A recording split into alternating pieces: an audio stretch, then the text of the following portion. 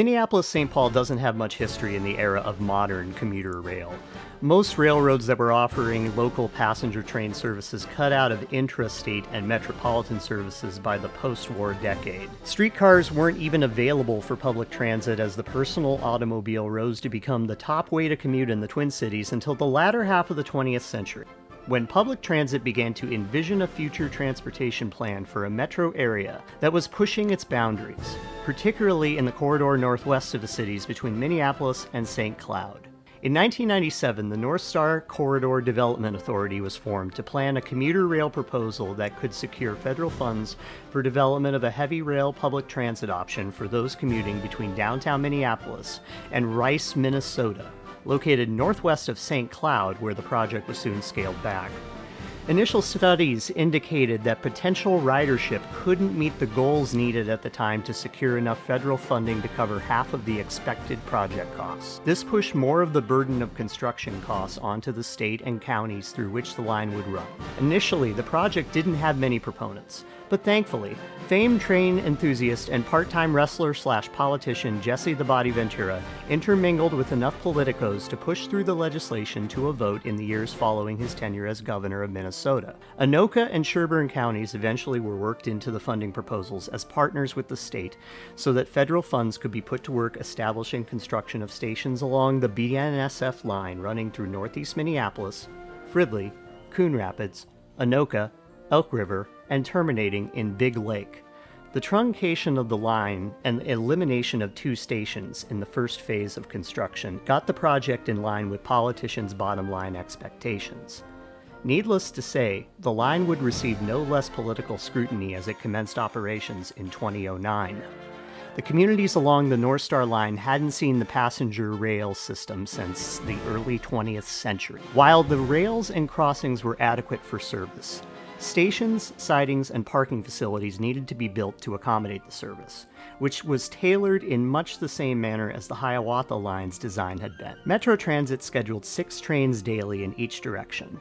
A reverse commute train was also built into the schedule, with 1 morning outbound and 1 evening inbound run. The equipment used for the service is Bombardier bi-level coaches delivered new to Metro Transit, with diesel power supplied by a single Motive Power MP36PH-3C locomotive operated in a push-pull configuration via a cab car out of the rear coach. Engineers are BNSF staff, while conductors are employed by the Metropolitan Council. In 2020, Northstar service was reduced to 2 inbound and 2 outbound trains on weekdays, with no service on weekends. It's under that level of service that we find ourselves coming to Anoka Station today for a ride on the second of 2 inbound trains, scheduled to depart at 7:39 a.m. for an arrival of 8:10 a.m., 31 minutes later at Target Field Station in downtown Minneapolis. Anoka is located north of the cities. It's the Halloween capital of America. About a half hour away from downtown Minneapolis by car, or 1 hour by Metro Transit Route 852 bus service, which runs about 13 round trips daily from downtown Anoka. The challenge of getting from Anoka to the Twin Cities core by car has long been a contentious process of expanding highways and adding bus service with diminishing returns due to the high traffic volumes on US Highway 10. Metro commuters combine with outstate travelers, as well as those detouring from the similarly congested I-94 corridor on their way across the country. This creates drive times that remain protracted, even after decades of upgrades.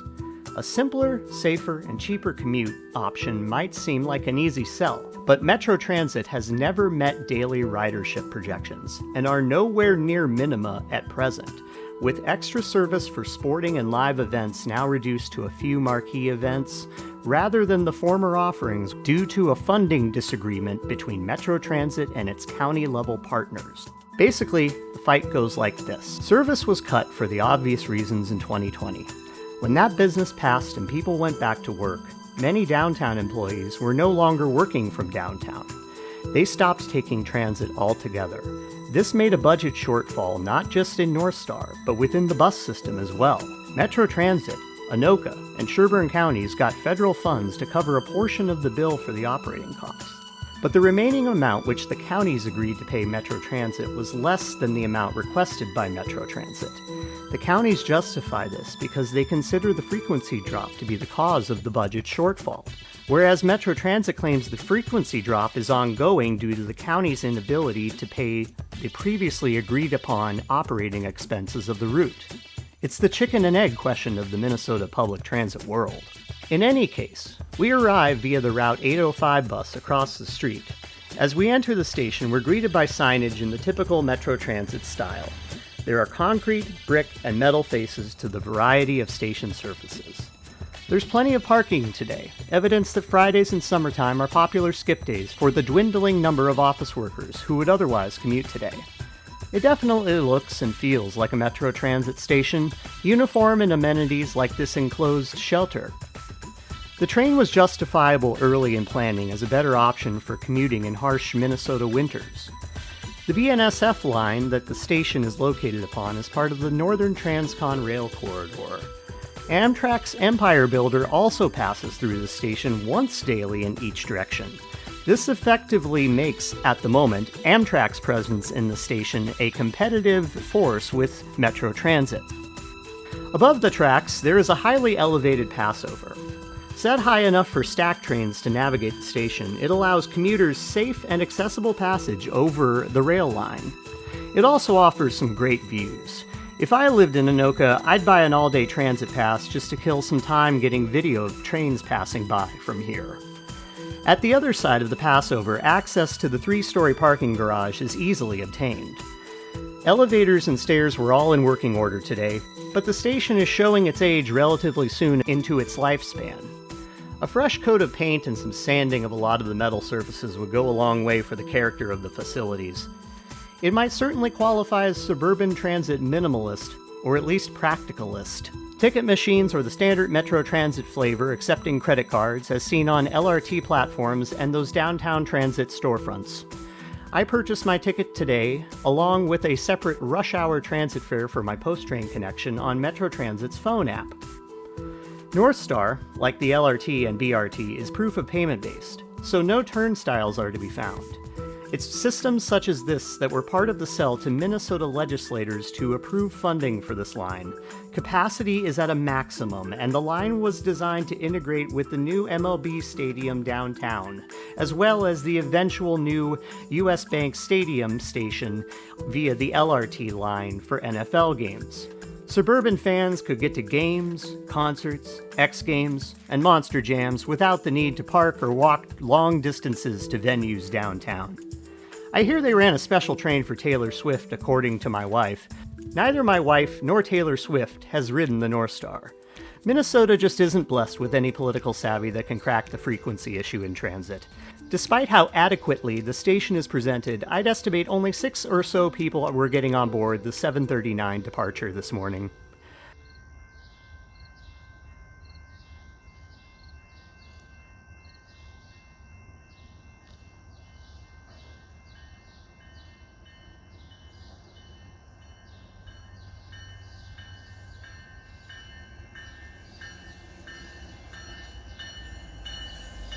Our train emerges beyond the horizon, headlight bearing down on our station.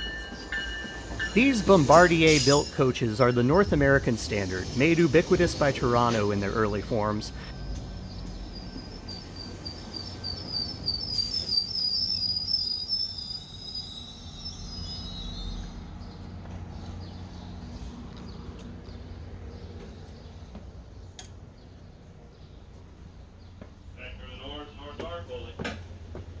Metro Transit operates a variety of seat configurations on the top level. If the vast array of comfortable seat choices isn't a selling point for this train, the high-level views certainly are.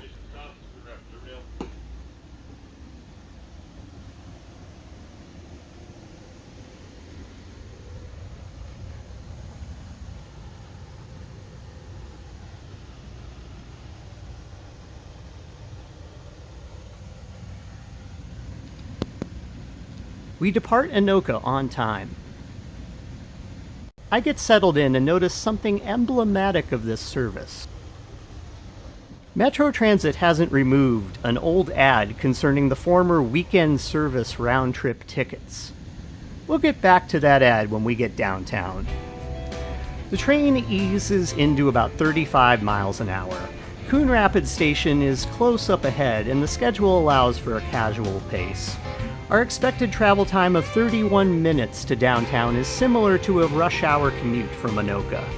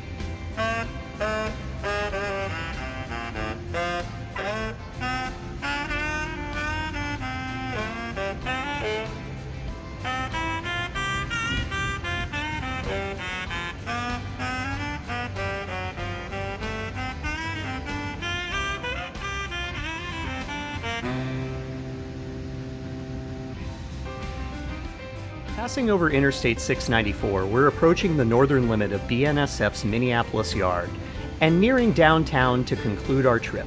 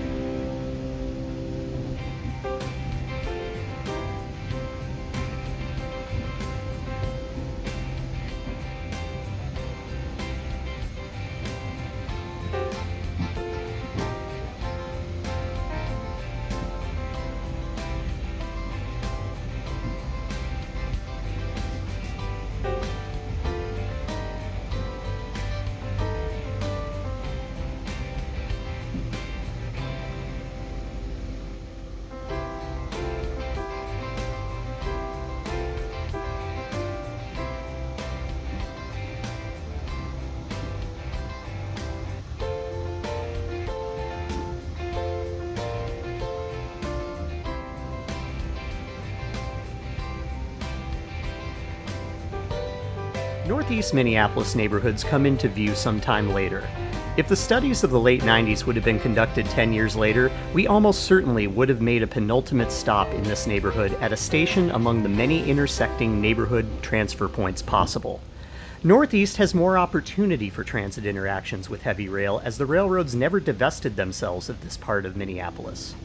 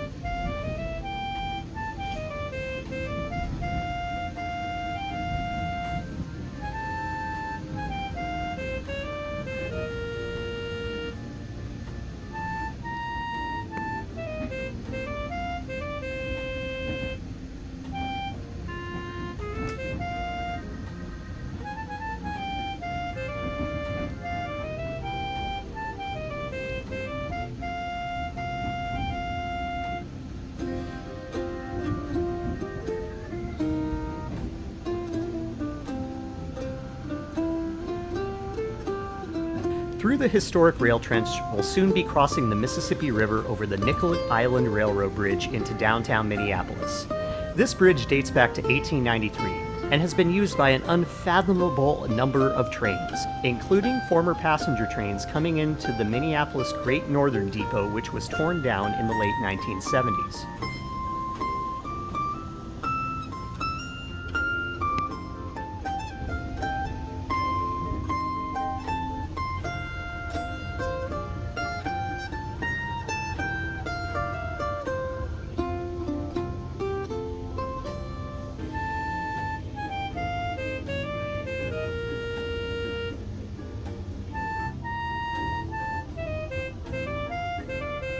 Target Field Station ahead will serve the future Northern Lights Express Amtrak service to Duluth, to be operated hopefully sometime this decade.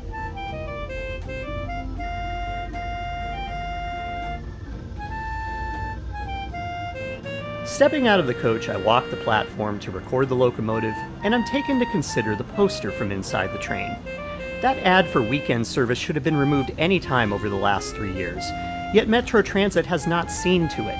Where is Northstar on their list of transit corridor priorities? It's a timely, efficient service, but the dominant limitation is frequency. If there were no improvement other than more trains at rush hour, it would be a return to form for Northstar. And if either weekend service or sporting event service returned, it would represent more riders and revenue than now. And if both happened, we'd be back to status quo. But neither Metro Transit nor its county partners are in a rush to restore this service to its previous level. Metro Transit is in need of a more effective plan for the Northstar. Going forward, as commuter needs change, the interconnection of suburban communities and how to get people not just to downtown Minneapolis, but around the suburbs as well as to St. Cloud and points in between needs to be an ongoing discussion. Empty park and rides don't seem as effective at making money as transit-oriented development could in a well-developed regional transit corridor plan that could run all-day service between ex-urban communities on the line as accomplished by agencies in Pennsylvania, Connecticut, New York, and New Jersey. But here we are in 2023 and this is Northstar, a great train that hardly runs and certainly doesn't serve its community as effectively as possible. Outreach to distant communities with transit routes from each station to reduce personal vehicle dependency of riders to get to their homes never branched beyond the immediate few miles around the Northstar line. The expansion to St. Cloud was halted, and with only a single coach bus link to and from Big Lake at fringe hours for a diminishing number of 9-to-5 shift commuters, Northstar is an ineffective intercity service outstate as much as it is within the metro. I hope the state and counties can draw more community interest in Northstar so that it can better justify its base existence. At present, station guides only have destinations within the Twin Cities core listed. If the line were restructured as a regional rail line with hourly service, and bus connections were stretched to include further communities not directly served already, the train's purpose could be optimized. Downtown commuting is a venerable slice of the ridership pie now, but in the future, Northstar could serve more suburban communities. Simply completing the rail service to St. Cloud would be a promising way forward. It was likely a mistake for the service to be combined to the diesel-powered infrastructure presently inherent to the BNSF line, but acquiring real estate for secondary right-of-way that could be electrified would have been and remains a difficult task, given the lack of transit outreach thus far to communities on the line. Basically, who wants to ride an infrequent train that requires one to park, ride, and probably walk to their destination when their personal vehicle already accomplishes this in a more timely manner and to more places than just downtown Minneapolis? Expand the frequency, reimagine stations, and network final mile connections, and Northstar might then have a chance to be something worthy of a future video. For now, it's on to the Blue Line LRT and back home for me this morning. I really enjoyed my first ride on the Northstar, even if it served no other purpose than to enlighten and amuse me.